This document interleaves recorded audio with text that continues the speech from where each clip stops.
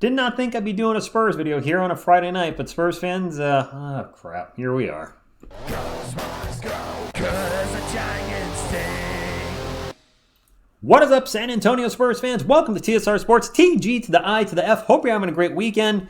And we got some breaking news that came about, and I think in the last hour, props to everybody that wrote me, Miss TSR Sports, or give me the heads up. Devin Vassell is out until November 1st.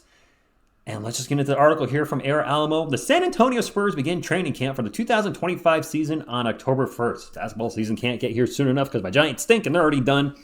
But they'll be without one of their key pieces for camp and a small chunk of the season. Fifth-year guard Devin Vassell is still recovering from an off-season surgery he underwent in April to repair a stress reaction in his third metatarsal head in his right foot. Vassell played 68 games in his fourth season with the Spurs and averaged 19.5 points, 3.8 rebounds, 4.1 assists on shooting splits of 47 from the field and 37 from three-point range. And I want to add, Vassell missed 34 games in 22-23.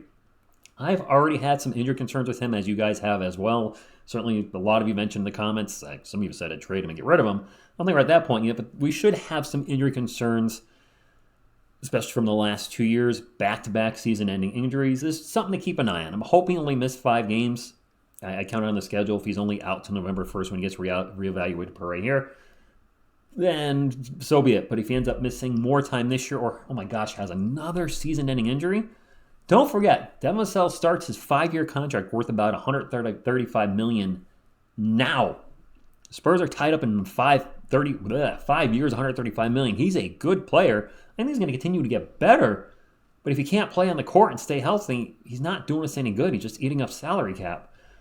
Let's move on. If he is healthy by the time his status is updated, again, November 1st, then he'll be poised to return against the Minnesota Timberwolves at home on November 2nd, only putting him out for 5 games. But his absence opens the door to a huge responsibility while he's out. Who needs to step up in Vassell's place? Well, I'll do it. No, I won't. The first potential candidate is Malachi Branham.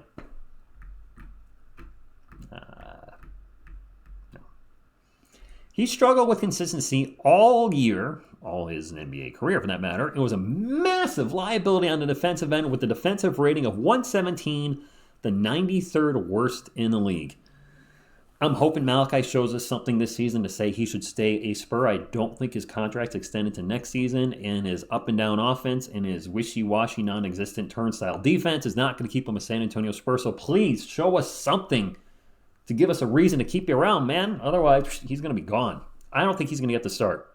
Keldon Johnson could also be considered to start in place of Vassell. He would have to start at the 2, and I know Keldon lost a lot of weight, and he should hopefully be quicker and a better defender with his quickness. But I don't see him starting. Who I do see, and this is where we're going here in the article, the guy who should be the number 1 candidate to fill in for Vassell during a short stint of absence is Stephon Castle. And I'm sure there's going to be some concerns about floor spacing. I mean, do we really have a solid 3-point shooter on the bench that we trust to fill Vassell's role? I mean, you could say Champagnie for a bigger lineup, but no, I'm not doing that again. Anyway, even though the rookie guard classifies as a point guard, his Husky teammate and now Pacers rookie guard Tristan Newton did a lot of the ball handling duties in their season as teammates. During this time, Castle learned how to navigate the floor, create looks for guys without the ball in his hands, and then space the floor, so he would be playing off the ball like he did at UConn. Great, and playing with CP3 would certainly, you'd think, learn a thing or two, one would hope. This lets Castle get a heavy dose of league play right out of the gate on the defensive side of the ball, which, yes, dare I say he would be a defensive upgrade over Devin Vassell. Devin has not turned into that defensive player I thought he was going to turn into since we drafted him. Offensively, he's projected where I thought he would. Defensively, just kind of stayed neutral. Castle would match up with the elite guards Luka Doncic, Jalen Green, and SGA right out of the gate. Yes, he would. And I don't think he'd have any fear. I think he'd actually probably do an okay job, maybe a great job. Who knows? It also allows Castle to learn on the court from Paul, which I've already said, and begin to establish his chemistry with Victor Wembanyama. All right, so let's talk about this, little Spurs fans. I think my primary choice would be Castle. If we're going on at the 3 they mentioned, Castle first, Keldon second, and Malachi third. I don't see any world where Blake Wesley's getting the start. I'm sorry, Blake. Yeah, we're gonna take a hit on offense with Vassell being out and putting Castle in. but it's going to be a defensive upgrade. And who knows? Castle's offense might come around in those 5 games or more if Vassell's out. So, you know what? What do we got to lose? I mean, we're not expected to make the playoffs this year. We're still building around Wemby. If you're the Spurs and you're thinking Castle and Wemby are going to be together for the next decade or more, why not start now? Right? Why not? I don't know.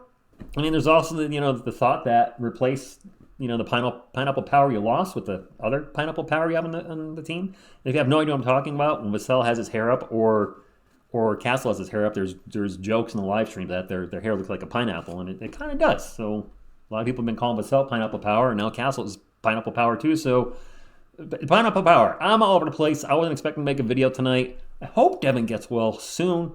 A lot of time and money invested in him. And he has shown us in spurts he can be an offensive tour de force when he's on. But he's also shown us he's had an inability to stay healthy the last few years. And if he misses a lot of time this year, say it's more than 5 games, say he misses 10 or 15 games to start the season, then he has another injury where he misses 10 or 15 games, and then we're talking about him missing 25 to 30 games again. Oh boy, the Spurs would have a tough decision to make to either stay with him or try to find somebody to trade to. The Hawks seem to make bad trades. Maybe we can trade him in Atlanta if it doesn't work out. I don't know. But that's all I got. Drop a comment down below. Who do you think should start in his place? He's not going to be out hopefully for a long time, but is Stephon Castle the choice that you would make? Or is there somebody else who you're thinking, you know what? I liked how Mamu looked out there. Let's just shake things up. Put Mamu, Barnes, and what was the lineup? Was going to be CP3, Devin, Harrison Barnes, Wemby. Oh my gosh. I'm blanking. Oh, on the spot. Hold on. CP3, Devin Vassell, Harrison Barnes, Victor Wembanyama. Why am I drawing a blank on the 4th player or the 5th player? It's embarrassing. Obviously not Zach Collins. Jeremy Sohan. Oh my gosh, I'm sorry. Jeremy Sohan. Could we go bigger? No, we can't have Sohan or Barnes at the guard. That's all right. Never mind. I did say, listen, I like to shoot lie. I like to do it once. Get it. It is what it is. All right. So I forgot you don't mess with the Sohan. Sohan's going to be starting. Wow.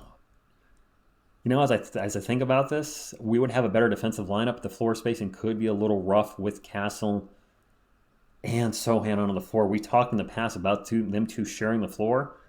Or do the Spurs totally mix it up and start Castle and then send Sohan to the bench and start somebody else? I don't know what they're going to do. Stephon Castle makes the most sense. It could hurt our floor spacing, but we dealt with it last year. So, again, drop a comment, hit the thumbs up, like, subscribe, all that good stuff if you'd like to become a Ross Spurs community. And as usual, going to give you a little update. You guys know I was doing some stuff on Rumble. I stopped. One, it's too time-consuming to try to put up old stuff, and I want to move towards the future, not the past, and that's what I was really feeling with that Rumble stuff. I'm putting up all old stuff. Why? Not to mention the fact that everything on there is just so political right now. I was like, you know what? Yes, there's political stuff on YouTube, but every ad that played on one of my videos was a political thing too. And I was like, I'm good. I'm gone. So the main focus is going to be TSR Sports now, especially with the basketball season starting, and I'm going to still follow the Giants the rest of the year. I do have a second channel up, if anybody's not aware. I'm sure you're probably like, I keep talking about the second channel, but I had a blast doing the first video. And sure, the title's might be a little weird with I Like Crap, but I'm having fun with it. I'll drop the link to the channel in the comments below. The next video is going to be about the ridiculous first appearances I own in comic books, and it's going to be a challenge that's going to focus on a lot of weird things that myself and other people enjoy that maybe aren't the mainstream cool things to like, but you like them anyway. Like Corey Feldman's A Joke. If you don't know what that is, Corey Feldman did a song this year, and it's something. And I covered it, and I liked it. So that's all I got. Have a good one. Thank you, and as always, go Spurs, go.